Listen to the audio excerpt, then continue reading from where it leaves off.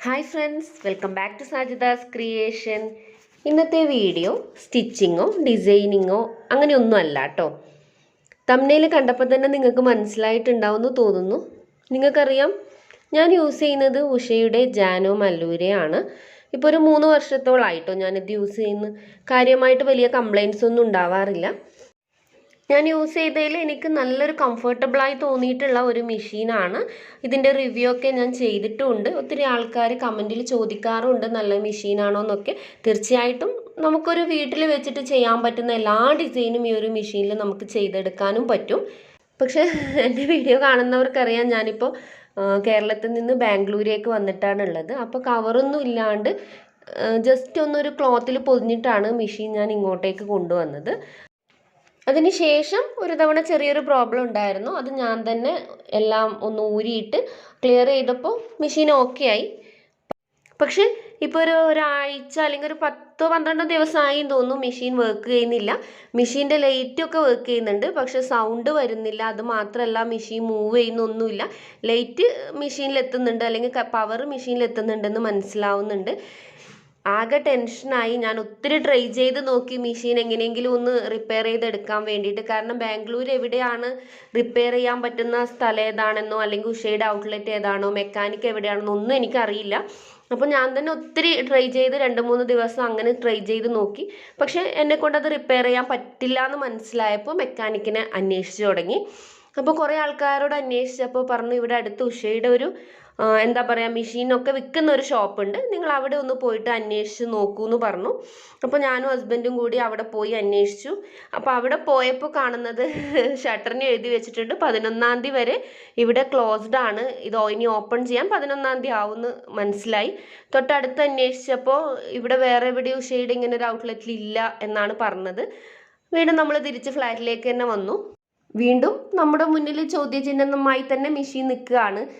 നമ്മളിപ്പോൾ ഒരു വർക്കൊന്നും ചെയ്യുന്നില്ല, ജസ്റ്റ് നമ്മുടെ മാത്രം സ്റ്റിച്ച് ചെയ്യുകയാണെങ്കിൽ നമുക്ക് 11-ാം തീയതി വരെ അല്ലെങ്കിൽ കുറച്ച് എത്ര ദിവസം വേണമെങ്കിലും വെയിറ്റ് ചെയ്യാം. പക്ഷെ ഇതങ്ങനെയല്ല. ഞാൻ പുറത്തോട്ട് സ്റ്റിച്ച് ചെയ്ത് കൊടുക്കുന്നില്ല എന്നുണ്ടെങ്കിലും എനിക്ക് നിങ്ങളിലേക്ക് വരണമെങ്കിൽ ഈ ഒരു മെഷീൻ നിർബന്ധമായിട്ട് എൻ്റെ കൂടെ വേണം. ഒന്നുകിൽ സ്റ്റിച്ചിങ് കാണിക്കാൻ വേണ്ടിയിട്ട്, അതല്ലാന്നുണ്ടെങ്കിൽ ഡിസൈനിങ് വീഡിയോ കാണിക്കണമെങ്കിലും കൂടി എനിക്ക് മെഷീൻ ഉണ്ടായേ തീരൂ. അപ്പോൾ അങ്ങനെ ആലോചിച്ചിരിക്കുമ്പോൾ ഞാൻ ജസ്റ്റ് നാട്ടിലേക്കൊന്ന് കോൾ ചെയ്തു. നാട്ടിൽ ഞാൻ എവിടെ നിന്നാണോ മെഷീൻ വാങ്ങിയത് ആ ഉഷയുടെ ഔട്ട്ലെറ്റിലേക്കാണ് ഞാൻ കോൾ ചെയ്തത്. കാരണം അവരോട് ചോദിച്ചിട്ട് എനിക്ക് റിപ്പയർ ചെയ്യാൻ പറ്റുന്ന ഒരു കംപ്ലൈൻ്റ് ആണെങ്കിൽ എനിക്ക് തന്നെ ഇവിടെ വെച്ച് റിപ്പയർ ചെയ്യാം, അവരോട് ചോദിച്ചറിഞ്ഞിട്ട് എന്ന് കരുതിയിട്ടാണ് ഞാൻ നാട്ടിലേക്ക് വിളിച്ചത്. കാര്യങ്ങളൊക്കെ പറഞ്ഞപ്പോൾ അവരെന്നോട് പറഞ്ഞത്, ടെൻഷനൊന്നും അടിക്കേണ്ട ഒരാവശ്യമില്ല, ഉഷയുടെ മെഷീനല്ലേ, അപ്പോൾ ഞാനൊരു കസ്റ്റമർ കെയർ നമ്പർ പറഞ്ഞു തരാം. ആ നമ്പറിലേക്ക് നിങ്ങൾ വിളിച്ചാൽ മതി. നിങ്ങൾ എവിടെയാണോ താമസിക്കുന്നത് അവിടേക്ക് അവരുടെ സർവീസ് ബോയ് വന്നിട്ട് അത് റിപ്പയർ ചെയ്ത് തരുമെന്ന് പറഞ്ഞു. എന്താ പറയുക, ഒത്തിരി സന്തോഷമായി ആ ഒരു സമയത്ത്. കാരണം ഇനി മുന്നോട്ട് എന്ത് ചെയ്യുമെന്ന് അറിയാതെ ഇരിക്കുകയാണ്. അപ്പോൾ അവർ നമ്പർ തന്നു. ആ നമ്പറിലേക്ക് ഞാൻ കോൾ ചെയ്തു. നമുക്ക് ഏത് ഭാഷ വേണമെങ്കിലും ചൂസ് ചെയ്യാം കേട്ടോ. എന്നിട്ട് അവരുടെ കസ്റ്റമർ കെയർ ഓഫീസറുമായിട്ട് സംസാരിച്ചു. എൻ്റെ കംപ്ലയിൻസൊക്കെ ഞാൻ പറഞ്ഞു കൊടുത്തു. എന്നിട്ട് അവരവിടെ കംപ്ലയിൻറ്റ് രജിസ്റ്റർ ചെയ്തു. 42 മണിക്കൂറിനുള്ളിൽ അവർ നമ്മളെ കോണ്ടാക്ട് ചെയ്യും. ഈ നമ്മുടെ തൊട്ടടുത്ത് എവിടെയാണോ സർവീസ് ചെയ്യുന്ന ആളുള്ളത്, അവർ അല്ലെങ്കിൽ മെക്കാനിക് ഉള്ളത്, അവർ നമ്മളെ കോൾ ചെയ്യുമെന്ന് പറഞ്ഞു.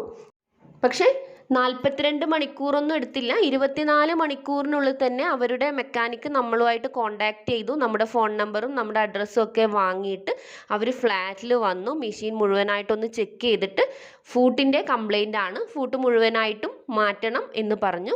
അപ്പോൾ ഫൂട്ട് നമുക്ക് വാങ്ങാൻ പറ്റുന്നുണ്ടെങ്കിൽ നമുക്ക് വാങ്ങാം, അതല്ലാന്നുണ്ടെങ്കിൽ അവരെത്തിച്ച് തരുമെന്ന് പറഞ്ഞു. അപ്പോൾ അവരുടെ അടുത്ത് നിന്ന് തന്നെ നമ്മൾ ഫൂട്ട് വാങ്ങി. കാരണം നമുക്ക് വിശ്വസിച്ച് വാങ്ങാമല്ലോ, കമ്പനിയുടെ സാധനമല്ലേ. അപ്പോൾ അവർ നമുക്കത് കൊറിയറായിട്ട് അയച്ചു തരികയും ചെയ്തു കേട്ടോ. കൊറിയർ ബോയ് ഒരു ദിവസം ലേറ്റ് ആക്കിയിട്ടുണ്ട്. അതുകൊണ്ട് 3 ദിവസം എടുത്തു എനിക്ക് സാധനം കയ്യിൽ കിട്ടാൻ വേണ്ടിയിട്ട്. അത് ഫിറ്റ് ചെയ്തപ്പോൾ കറക്റ്റായിട്ട് എൻ്റെ മെഷീൻ വർക്ക് ചെയ്യാനും തുടങ്ങി. ഇന്നലെയാണ് ഫൂട്ട് എൻ്റെ കയ്യിൽ കിട്ടിയത്. അപ്പോൾ ഞാൻ കരുതി ഇങ്ങനൊരു വീഡിയോ ചെയ്യാം. കാരണം ഇനിയൊരു സ്റ്റിച്ചിങ്ങും ഡിസൈനിങ്ങും വീഡിയോ എടുക്കുമ്പോൾ ഇനി 1-2 ദിവസം ലേറ്റ് ആവും വീഡിയോ അപ്ലോഡ് ചെയ്യാൻ. അപ്പോൾ ഇങ്ങനൊരു വീഡിയോ ചെയ്താൽ അത് നിങ്ങൾക്ക് കൂടി ഉപകാരപ്പെട്ടെങ്കിൽ നന്നാവുമല്ലോ. ആ രീതിയിലാണ് ഇങ്ങനൊരു വീഡിയോ ചെയ്തത്. പിന്നെ പറയാൻ വിട്ടുപോയ ഒരു കാര്യം എന്ന് വെച്ചാൽ 42 മണിക്കൂർ, അതായത് നമ്മൾ കംപ്ലൈൻറ്റ് രജിസ്റ്റർ ചെയ്തിട്ട് 42 മണിക്കൂറിനുള്ളിൽ അവരുടെ കസ്റ്റമർ കെയറിൽ നിന്ന് നമ്മളെ തിരിച്ച് കോൺടാക്റ്റ് ചെയ്തു.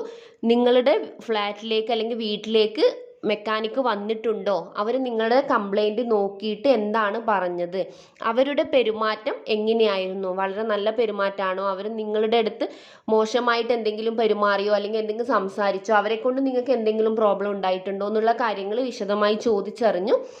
അതുകൂടാതെ കസ്റ്റമർ കെയറിൽ നിന്ന് നമ്മളോട് പറയുന്നുണ്ട്, ഒരു 10 മാർക്കിൽ അവർക്ക് നിങ്ങൾ എത്ര മാർക്ക് കൊടുക്കും, അതായത് നമ്മുടെ വീട്ടിൽ വന്ന് സർവീസ് ചെയ്ത ആ ഒരു വ്യക്തിയുടെ പെരുമാറ്റവും ആറ്റിറ്റ്യൂഡും ഒക്കെ വെച്ചിട്ട് നമ്മൾ അവർക്കൊരു മാർക്കിട്ട് കൊടുക്കണം. 10ലാണ് മാർക്കിട്ട് കൊടുക്കേണ്ടത്.